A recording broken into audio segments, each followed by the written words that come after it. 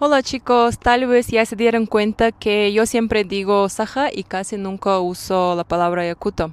Ayer me sorprendí mucho al saber que los aztecas y los mexicas son el mismo pueblo. La diferencia es que mexica es su autodenominación.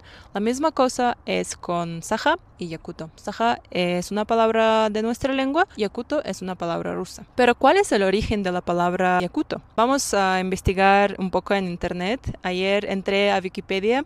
Sí.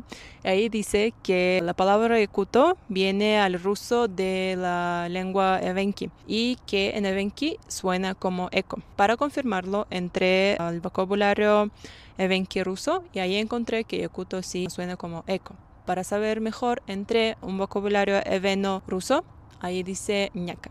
Decidí investigar más y encontré un artículo del primer escritor, filólogo del pueblo Saja, Alexei Kulakovsky, que se llama El origen de la palabra Yakuto. Ahí dice que la palabra Yakuto, el origen de esta palabra es la palabra Saja. ¿Cómo sucedió esto? La articulación de la lengua evenki es muy diferente a la articulación de la lengua Saja.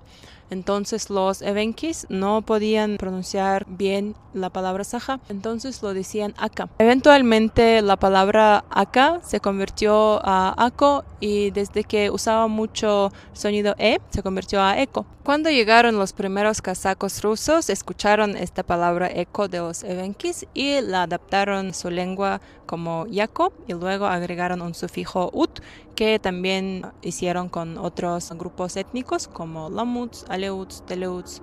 Y según la teoría de Kulakovsky, así surgió la palabra Yakut. La misma opinión fue compartida por el escritor nacional del pueblo Saja, Sofron Danilov, que escribió un artículo sobre esto en 1990.